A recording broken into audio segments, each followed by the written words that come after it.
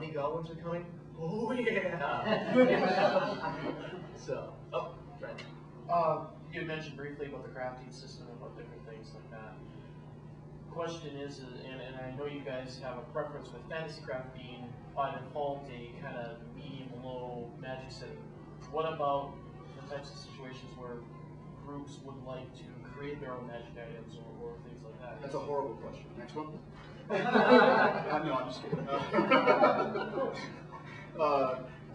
Yeah, you'll be able to create your own magic items. The magic items will work just like regular items. They'll operate according to the same crafting rules.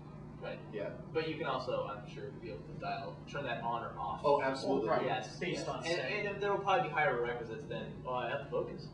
Yeah. Yeah.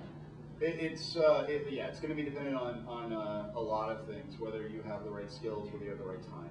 So will that be only crafting magic items that are found in the books or anything?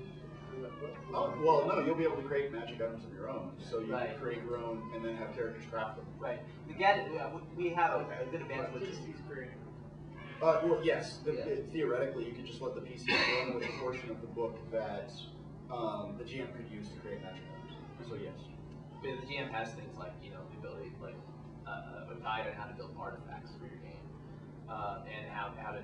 Obviously, we have the gadget system, which has informed so much about magic building, and people really kind of dig on that too. It's a pretty simple quality on top of a thing, and you have, I need a magic sword. I need a vorpal sword. Well, I've actually scripted a vorpal thing. You just drop it onto a sword, and there you go, vorpal sword, and that gives you all the costs and everything else, and you're done. So yeah, it's fairly trivial, but we wouldn't have the Holy Avenger +5.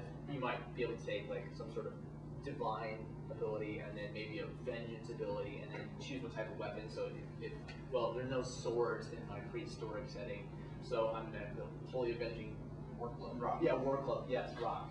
Yes. Yeah. God touched this once. Yeah, Bambi versus Godzilla. There's a light always shining on it. Yeah. Our items also have that customizable setup where what it's made of has an influence on what it does. Right. How it's built has an influence on what it does. And it has a series of effects that can be attached to it. But yeah, we've added kind of subgroups of upgrades. So there's standard upgrades. There's essentially features, and then there are craftsmanship. And materials is another one, and we're kind of joking which category materials goes into. So it's probably going to work a lot like Origins, honestly. In the end result, it'll probably look something like I have a black wood, a well-made black wood staff of doom. Right. Yeah. I like the idea of constructing an. Yeah, and it's a totally mundane item. It's like, well, I have a mithril dwarven warhammer. And if you're playing 10KB, you can have, and you want Samuel L. Jackson style playing in your game, you can have comma mother on the end. I have a chrome-plated, ass-kicking shotgun.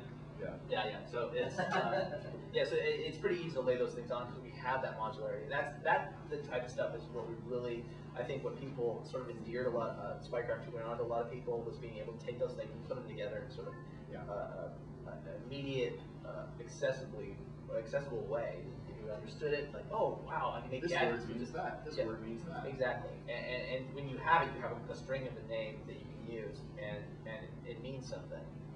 And that modularity again, it will still be there. I mean, we've had people run Fantasy Craft or read Fantasy Craft now for the playtesting exam, and it doesn't feel that different, which is great.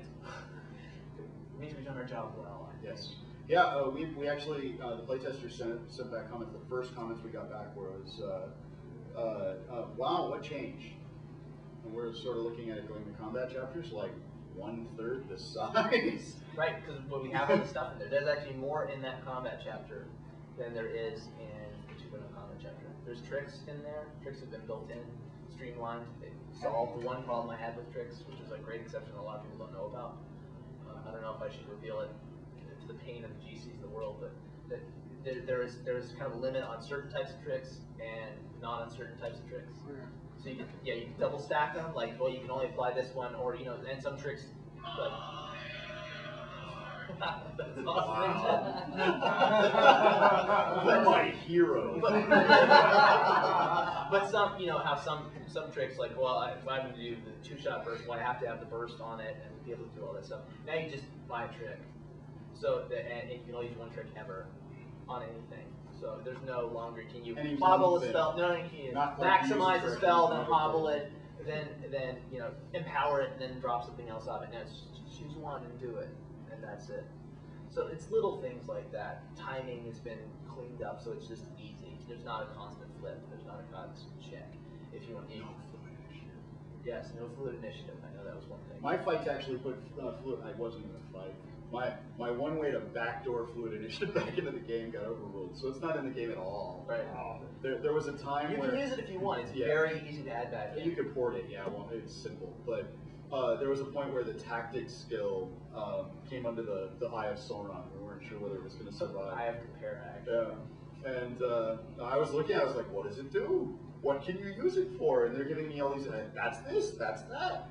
And eventually we came up with some things that it can do. But one of the things that... And a new thing it can do, which really helps. Yeah, it's very cool. It actually helps you plan battles now. Yeah, yeah. It's really nice. I didn't do it before. So yeah, there was a time when it allowed for this fluid initiative pool that you could generate at the beginning of combat, and they rightfully said, you're cracked. It's an extra thing that people have to track, and no one wants to deal with it. No. Right. And I sort of grumbled for a while, but realized they were right, and we moved on. You force-fed us the Kool-Aid. Yeah. Oh my God, I can't live that down. The Mastercraft partially happened because one day I sat down with Alex and Scott, and I said, this is what I think we should do. It seems right to me. And I was really nervous because I expected them to come at me with pitchforks and knives and sharp writing implements and keyboards.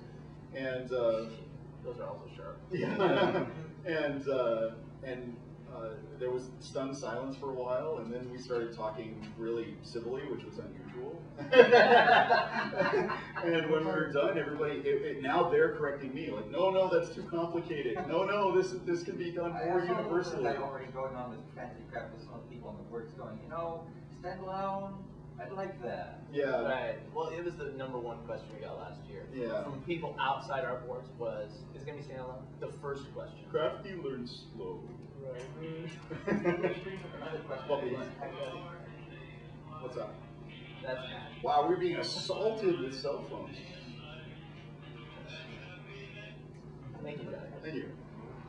Have you been doing blind playtesting? People who have not played Spycraft and saying, here, you don't know anything about this game, you've never played D20. What do you think? Yes. Mildly. Yeah. Yes. I have some actually scheduled later. Because that is actually something that even 3.0, there are people who haven't played this game. Did anybody blind playtest? Yeah, Finding somebody who knows it, it's easy. Right. But I mean, the best blind playtesters tend to be wives, girlfriends, things like that. What do you think I am, Mothers, crazy? I fathers. told you I never want to hear of this again. Yeah, exactly. Mildly. Exactly.